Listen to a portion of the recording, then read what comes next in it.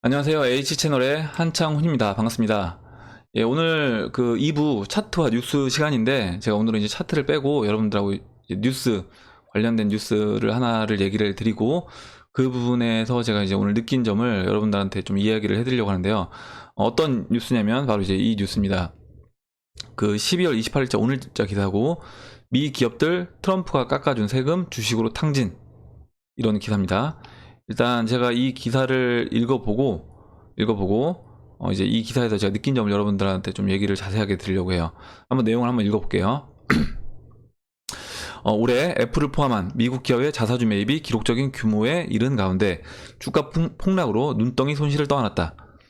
지난해 말 트럼프 행정부의 법인세 인하와 해외 이익금을 주주 환원과 주가 방어에 쏟았다는 된소리를 맞은 것이다. 보시면 다우존스 지수에 따르면 올해 1월부터 9월 사이에 IT와 금융권을 중심으로 S&P 500 기업의 자사주 매입 규모는 5,834억 달러입니다. 5,834억 달러. 그러면 그냥 1달러가 1,000원이라고 하더라도요. 4천억, 조, 10조, 100조, 예, 583조를 자사주를 매입한 거예요, 기업들이. 그러면서 지난해 같은 기간에 비해서 52.6% 급증한 동시에 2017년도 연간 기록에 근접한 수치다. 이에 따라 미국 기업의 자사주 매입은 지난해에 이어 올해도 최고치 기록을 세울 전망이다. 유통 주식수는 크게 줄었다. S&P 500 기업 가운데 18%가량에 이르는 종목의 유통 주식수가 올 들어 최소 4% 감소했다. 그리고 문제는 자사주 매입이 주가 반등을 이끌어내지 못하면서 기업들이 커다란 손실을 봤다는 점이다. 지난 1월에서 9월 사이 629억 달러의 자금을 쏟아부은 애플은 90억 달러에 달하는 평가 손실을 입었다. 웰스파고도 같은 기간 133억 달러의 자사주 매입을 실시했다가 27억 달러의 손실을 받고 시티그룹 역시 99억 달러에 달하는 자사주를 사들였다가 28억 달러의 손실을 떠안았다. 이렇게 쭉 나왔습니다. 네, 이렇게 나왔는데 제가 이제 이 기사를 보면서 이제 이 돈이 기업들이 어디서 나온 돈이냐. 이게 결국에 이제 트럼프 행정부는 법인세를 35%에서 21%로 인하하고 기업의 투자와 고용을 통한 실물 경기 부양을 시도했지만 결국 이제 상당 규모 자금이 주식시장에서 소실된 셈이다. 이렇게 했는데 결국에 트럼프가 원했던 바대로 진행이 안 되고 기업들은 그 법인세 인하로 인한 그 수익 부분을 결국에 이제 자사주를 계속 매입하면서 주식을 바치려고 했지만 결과적으로는 주가가 이제 빠지면서 지금 큰 손해를 입었다는 이 기사인데 제가 아까 이제 보여드렸던 이 코스톨란 이 책에 보시면 1929년도에 그때 당시에도 이런 똑같은 지금 현재 벌어지고 있는 일들과 너무 비슷한 일들이 이제 많이 벌어졌다는 거죠. 그래서 제가 이제 이 책에 나온 내용을 좀 정리를 해봤습니다. 정리를 해봤고 현재와 얼마나 흡사한가 정리를 해봤어요. 한번 볼게요. 일단 이 책에 나와 있는 내용인데 1929년 10월 22일 경제 대공황과 닮아 있는 제가 지금 2018년도인데 12월 28일이잖아요. 며칠 뒤면 2019년이고 제가 이 29년과 19년을 한번 마지막 그 자리를 맞춰보려고 이제 2019년으로 일단 해봤습니다. 해봤고 그러면 딱 이제 90년 만인가요? 100년은 안 되고 90년 만에 이런 또 경제 대공황이 다시 한번 올 수 있는 그런 시기가 된 건데 물론 이 부분에 대해서 2008년도 서브프라임처럼 그 위기를 잘 극복할 수 있을 것이다 라고 얘기하시는 분들도 있습니다. 그래서 제가 그 부분에 대해서 제가 생각하는 부분을 한번 말씀을 드려보려고 해요. 일단 1929년 당시에 그때 미국 경제의 호황은 후보 대통령에 의해 인위적으로 조작이 되었다. 이때도 마찬가지로 지금 트럼프가 하고 있는 것처럼 이때도 그 대통령에 의해서 인위적으로 이제 조작이 되었다는 거예요. 그러니까 뭐 세금 감면이라든가 이런 식으로 기업에 그리고 거기에 이제 미국 연방준비제도에 이제 금리 인상이 있었습니다. 이 당시에도 그러면서 이제 어떻게 보면 위기가 온 거죠. 그리고 고관세 정책 이 당시에도 마찬가지로 어떻게 보면 지금 트럼프가 하고 있는 그 고관세 정책을 펼쳤습니다. 그리고 당시에 이제 기업 상황이 어떠냐면 그때는 이렇게 지금처럼 자사주 매입이 아니라 모회사가 이제 자회사를 만들고 다시 자회사는 모회사의 주식을 사는, 그래서 어떤 게 이제 모회사가 되는지 모르겠는 그런 식으로 이제 계속 회사를 만들고 그 회사로 다시 주식을 사면서 주식을 끌어올렸다는 거예요. 그리고 이때 당시도 마찬가지로 1921년도부터 1929년도까지 거의 8년 동안 주식시장이 상승을 했습니다. 제가 이 나무위키에서 제공하는 이제 세계 대공황 이 내용을 좀 한번 열어봤는데요. 이때 이렇게 사람들이 나와서 시위를 하고 일자리를 달라고 시위를 하고, 굉장히 유명한 사진이요. 경제 대공황과 관련된 굉장히 유명한 사진입니다. 이때 이제 보시면 그 원인을 여러 가지로 잡고 있는데, 일단 첫 번째로 몇 가지만 살펴볼게요. 다는 이제 그렇고, 일단 1차 세계대전 이후에 영국과 프랑스 등 열강들이 근본위 제도로 이제 돌아간 겁니다. 하지만 오히려 화폐를 과대평가함으로써 각국 수출 시장의 축소를 야기했다. 이렇게 결과적으로 이 근본위 제도에서 더 이상 경제 성장이 안 되고 경제가 이제 침체를 맞으면서 근본위제를 어떻게 보면 멈추게 되는 경제 대공황이 그런 계기가 되는 거죠. 그리고 일본으로 인한 과도한 보호 무역론, 아까 이제 그 고관세 정책, 지금 트럼프가 하고 있는 이런 보호 무역론이 대두됐다. 예, 그래서 이 당시에 이제 실제로 미국의 스무트 홀리 관세법과 근린 궁피파 정책은 근시안 정책의 대표로 손꼽힌다. 이런 식으로 됐고, 그 다음에 또 이제 수요와 공급에 이게 가위 사태라고, 가위 이제 시저스 크리시스라고 해서, 가위는 이제 수요와 공급 곡선의 기울 극대화를 의미한다. 그래서 농산물 가격 하락과 공산품 가격 상승의 결과 이런 일이 이제 발생됐다라는 것도 있고요. 그 다음에 또 독일의 초인플레이션, 1차 대전 후 독일의 경제적 부흥을 막고자, 죄송합니다. 이거 좀 크게 할 걸 그랬네요. 네, 글자가 안 보이실 것 같은데, 4번 독일의 초인플레이션, 그 독일의 1차 세계대전 후에 베르사유 조약에서 영국, 프랑스 등 막대한 배상금을 요구했고, 그 바이마르 공화국은 돈을 마구 찍어냈죠. 화폐를 마구 찍어내서 이제 하이퍼 인플레이션으로 갔습니다.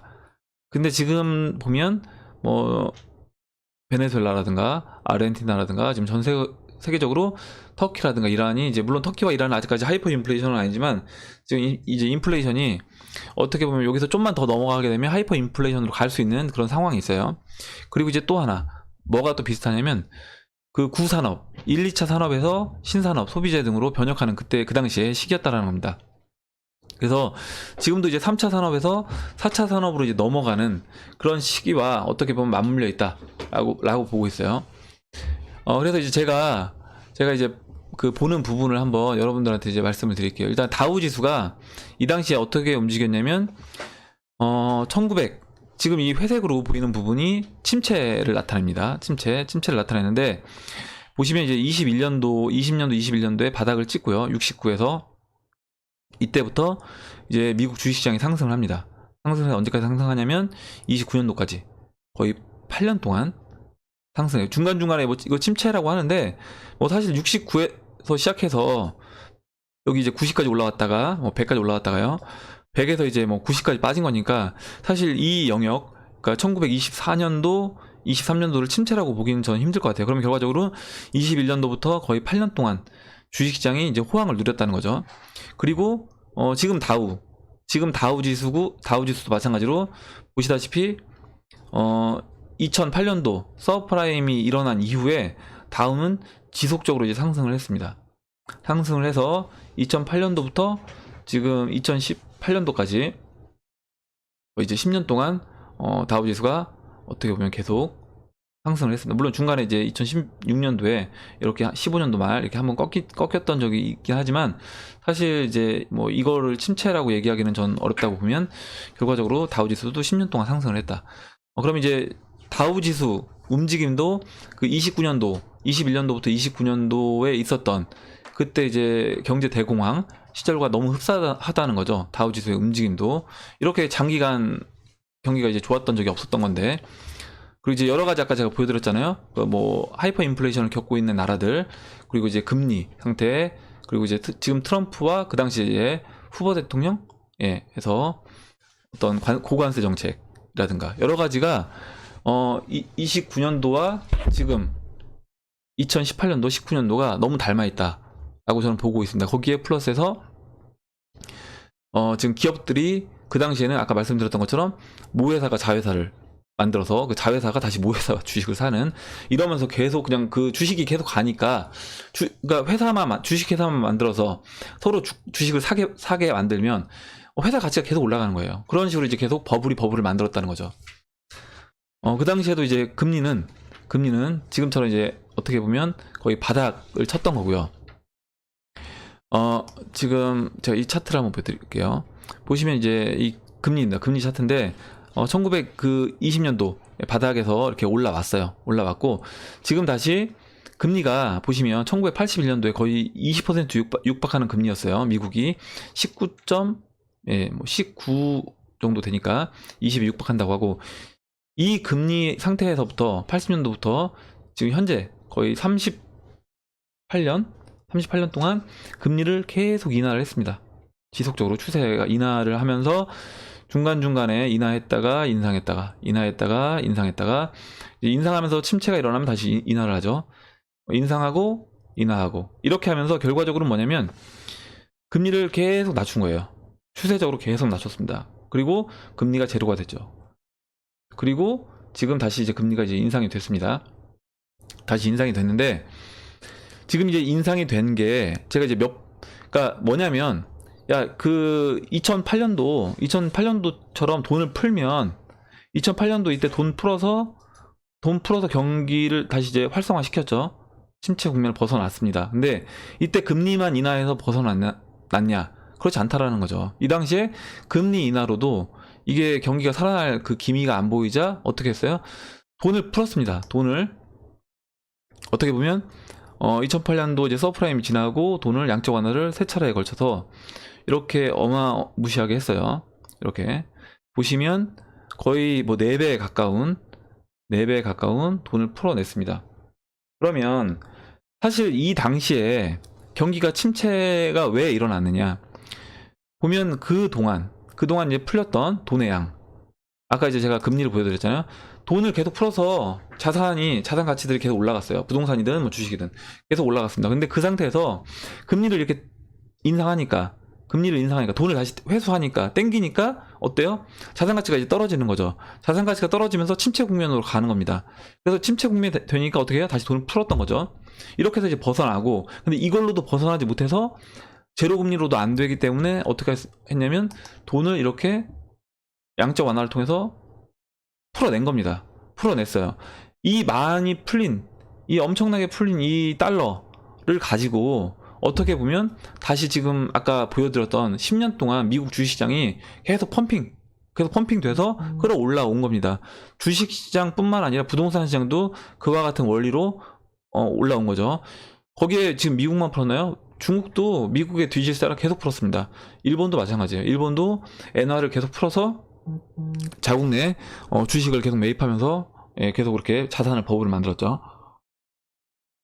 그러면 지금 이때 당시 2008년도도 어떻게 보면 이렇게 돈을 많이 풀어서 그 위기를 극복을 했는데, 지금 만약에 다시 이제 지금 금리를 인상하고 있잖아요. 금리를 인상하고 있는데 그 금리를 인상하는 단계에서 여기서 만약에 경기가 침체 국면으로 들어가게 되면 이거를 어떻게 해결할 거냐는 거죠. 어떻게 해결할 거냐. 결국에 이때 2008년도 이후에 풀었던 이 돈의 양보다 저는 훨씬 많은 양의 돈을 풀어야지만이 이 침체 국면을 벗어날 수 있다. 그러면 선택이 두 가지예요. 이때 당시 풀었던 돈의 양보다 훨씬 많은 돈의 양을 풀어낸다 라고 하면 당연히 이제 그때는 저는 이 달러의 가치는 0으로 급격하게 이제 수렴해야 된다.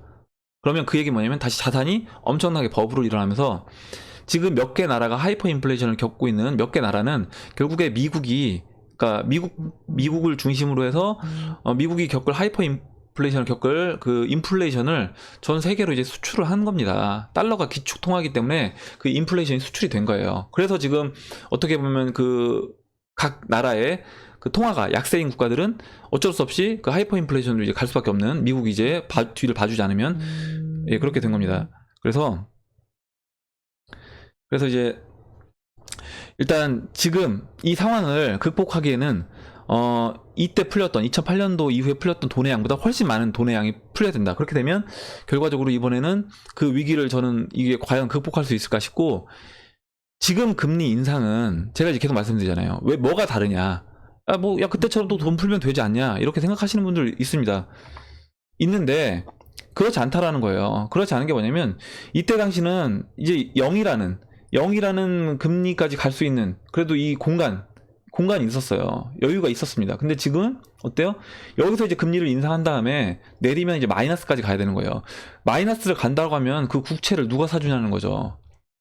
그 마이너스 금리에서 미국 국채를 사줄 사람이 없다는 거예요. 제가 봤을 땐. 그러면 보세요. 지금 미국 국채를 한번 제가 보여드릴게요. 미국 국채, 10년 만기 국채 차트를 보여드리면, 제가 이것도 이제 몇 번 보여드렸는데, 이 국채 차트를 로그를 적용 안 하면 아직 추세가 안 깨진 것처럼 보입니다. 근데 로그를 적용하면 추세가 깨졌어요, 이미. 그 추세가 깨졌다는 얘기 뭐예요? 아까 보였던 이제 금리가 더 이상 이제 0으로 내려갈 수 없기 때문에 금리가 이제 반등을 해서 추세를 바꾼 것처럼, 저는 국채도 마찬가지라고 보고 있습니다. 국채도 추세가 이미 꺾였다. 국채 가격은 앞으로 추세를 이제 계속 하락 추세로 갈 것이다. 그럼 하락 추세로 간다는 얘기는 뭐예요? 결과적으로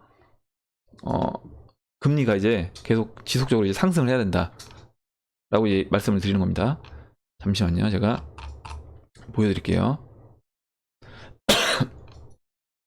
로그가 적용이 됐고요.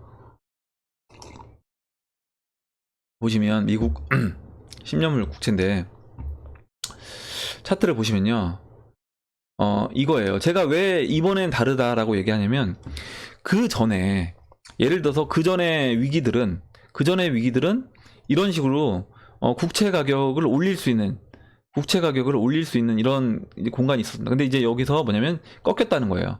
국채 가격이 꺾여서 이제 이 추세가 꺾였기 때문에 앞으로 국채 가격은 지속적으로 하락해야 된다. 그 얘기는 뭐예요? 금리는 앞으로 이제 지속적으로 어떻게 보면 올라가야 되는 상황이라는 거예요. 그러니까 이제 제가 미국 금리 이제 보여드렸던 것처럼 이 하락 트렌드가 끝나고 이제 상승 트렌드로 가야 된다는 거예요. 이 1900 경제 대공황이 끝나고 금리가 상승 트렌드로 갔던 것처럼 그 트렌드로 가야 되는데, 결국 이 사이클은 지금 90년 사이클인 겁니다. 90년 결과적으로. 90년 동안 이렇게 한 사이클을 크게 그린 거예요. 90년 동안 한 사이클을 크게 그렸고, 다시 바닥을 쳤고, 다시 이제 한 사이클을 시작해야 된다. 거기에 아까 이제 말씀드렸던 그 당시에 1, 2차 산업에서 그 다음 산업으로 넘어가고, 지금 이제 3차 산업에서 4차 산업으로 넘어가는 그 국면에 있기 때문에, 제가 이제 오전 방송에서 말씀드렸던 것처럼 한번 좀 뭔가 직장을 진짜 실업사태, 지금 아까 이제 그 경제대공황에서 막 실업사태, 직업을 달라고 하는 그런 사람들 나왔던 것처럼, 그런 일이 한번 우리가 겪어야지 저는 이 위기가 이제 끝나고 다시 성장 국면으로 우리가 갈 거다라고 보고 있습니다. 제가 이제 이렇게 쭉 말씀을 드렸는데, 지금 결과적으로 그러면 이 위기를, 그럼 돈을 더 풀 수는 없고, 돈을 지금 더 풀 수 없어요. 더 풀게 되면 이제 하이퍼 인플레이션으로 간다고 제가 말씀을 드렸죠. 돈을 더 풀 수는 없고 근본위로 갈 수도 없는 겁니다.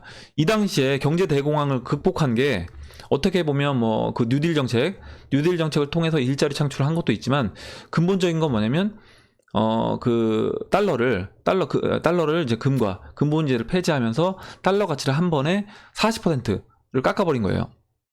그렇게 되니까 돈이 시중에 많이 풀린 것 같은 이제 현상이 벌어진 거죠. 그러면서 어떻게 보면 갑자기 이제 은행에서도 돈을 막 대출을 해주고, 이렇게 되면서 경기가 살아난 겁니다. 그러면 지금도 마찬가지예요. 지금도 이 상황에서 근본위로, 근데 그 당시에는 이제 근본위에서 신용화폐 넘어왔는데, 지금 이제 신용화폐에서 어디로 갈 거냐는 거죠. 신용화폐에서 어디로 갈 거냐? 저는 그거를 이제 암호화폐를 보고 있는 겁니다. 갈 수 있는 곳이 없다, 제가 봤을 땐. 그 근본위로 다시 갈 수 없기 때문에. 그렇다고 해서 돈을 다시 지금 서프라임 때 풀었던 거, 그 양적 완화 풀었던 걸로 해서 간신히 막았는데, 그럼 지금 풀게 되면 거의 이제 차트 자체가 어떻게 돼야 되냐면, 제가 봤을 때는 그 네트워크 그 효과 차트 있잖아요. 이렇게 기하급수적으로 늘어나는 그 베네수엘라 볼리바르가 기하급수적으로 이제 달러 대 볼리바르 차트 보시면 기하급수적으로 급등하는 이렇게 차트를 보입니다. 그것처럼 움직일 거라는 거예요. 돈이 그럼 이렇게 풀려야지만 경기가 살아난다고 하면 이건 하이퍼 인플레이션으로 간다라는 겁니다. 미국도 어쩔 수 없는 거예요. 그렇게 되면 결과적으로 그러면 하이퍼 인플레이션으로 가면 최악이기 때문에 그거를 우리가 가지 않기 위해서는 결과적으로 어떤 그 당시에 근본위를 탈피하면서 탈출구를 마련했던 것처럼 지금 이 신용화폐에서 4차 산업으로 넘어가면서 어떤 탈출구가 필요한데 저는 그 탈출구를 암호화폐를 이제 보고 있는 겁니다. 그래서 제가 암호화폐를 보고 있고 일단 지금 뭐 이 기사를 보면서 제가 이제 이 얘기를 이제 어떤 분들이 야 그 100년 전 그러니까 90년 전에 있었던 1919년도와 지금은 다르다. 그때 경제 상황 물론 경제 상황 다르죠. 다른 부분도 있지만 아까 제가 계속 그 비슷한 점들 말씀드렸잖아요. 그와 같이 비슷한 부분도 상당히 많다라는 겁니다. 1929년과 지금 2018년 우리가 살고 있는 2018년 19년으로 넘어가고 있는데 지금 이 상황에 벌어지고 있는 일들이 너무 흡사한 일들이 많다라는 거예요. 이 당시에 결국 그래서 어떻게 했냐면 1929년도 10월 22일 날 이제 주가가 폭락하고 24일 날 JP 모건에서 회의를 했대요. 5대 은행가가 모여서 월스트리트를 재생하기 위해서 2억 4천만 달러. 지금 2억 4천만 달러야 얼마 안 되지만 이 당시에 2억 4천만 달러 하면 어마어마하게 큰 돈이겠죠. 인플레이션 생각해보면. 그리고 이 당시에는 어떻게 보면 근본위제였으니까. 근데 어때요? 하루만 반짝 상승하고 다시 이제 재차 폭락했다는 겁니다. 아마 이번에도 침체가 오면 분명히 야 이거 긴급 수혈해야 된다. 이런 얘기가 나올 거고, 물론 금리를 계속 낮추겠죠. 낮추는데도 안 되기 때문에 이런 뭐 비상회의를 할 겁니다. 비상회의를 하면서 2008년도 서프라임 때는 이제 워렌 버핏이 막 돈 대주고 했죠. 근데 그런 식으로 이번에도 또 한다고 하더라도, 살아나긴 힘들 거다. 주가가 살아나기 힘들 거다. 그리고 이 당시에 이제 주식 시세 변화량을 보면, 아까 이제 미국 그 주가 차트를 제가 보여드렸잖아요. 그 미국 주식 차트. 네, 잠시만요. 네, 미국 다우존스 차트 보시면 그 미국 종합주가 지수가 그러니까 우리로 말하면 종합주가 지수가 이 당시에 거의 이제 6분의 1 토막 이렇게 났습니다. 뭐냐면 보시면 고점이 340에서요. 저점이 60이에요. 50. 그러니까 거의 7분의 1 토막. 7분의 1 토막 났으니까 개별주들은 얼마큼 빠졌냐면 보시면 뭐 뉴욕 센트럴 철도주 256달러 하던 게 5달러, 135달러 하던 게 5달러, 92달러 제네럴 모터스 92달러 하던 게 4.5달러, 제네럴 일렉트로닉 220달러 하던 게 20달러. 이건 뭐 양호한 편이네요. 몽고메리 워드 백화점이 70달러에 3달러. 지금 거의 어떻게 보면 암호화폐 시장을 보는 것 같이 빠졌어요. 유나이티드 스틸이 375에서 22달러 이렇게 빠졌습니다. 그 참고 서적은 이제 앙드레 콜라니의 이제 돈 뜨겁게 사랑하고 차갑게 다뤄라. 이 책에서 이제 제가 내용을 발췌한 거고요. 보시면 그 당시와 저는 이제 지금 주식시장이 흡사하고 그 당시에 있었던 일들이 지금 너무 비슷하다. 거기에 이제 지금 최근에 보시면 이제 5년물하고 3년 만기는 역전이 일어났고요. 지금 보시면 이제 10년 만기와 2년 만기 보시면 지금 거의 이제 역전 현상이 나오려고 하고 있습니다. 여기 보시면 역전 현상. 이렇게 이제 역전 현상이 벌어졌을 때 장단기 금리가 역전이 됐을 때 이때는 항상 그 이후에 보세요. 이 회색 국면이 미국 침체잖아요. 보세요. 장단기 금리가 역전되고 침체. 역전되고 침체. 역전되고 침체예요. 지금 내려오고 있죠.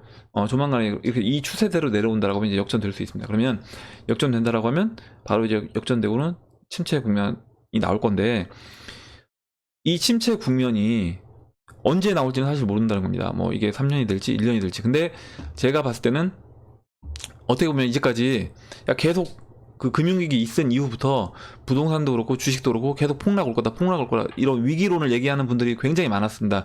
근데 실제로 위기가 안 오면서 계속 오히려 상승을 했죠. 부동산도 상승하고 주식시장도 상승하다 보니까 약간 양치기 소년처럼 됐어야 되는데 지금은 이제 저는 분명히 이제 다르다는 거예요. 제가 다르다고 보는 이유는 아까 보여드렸던 그 채권 차트가 꺾였기 때문입니다. 채권 차트가 언제 꺾였냐면 2017년 12월 달에 꺾였어요. 그러니까 그 전에 계속 위기론을 얘기했던 분들은 양치기 소년처럼 보여질 수밖에 없었다는 거죠.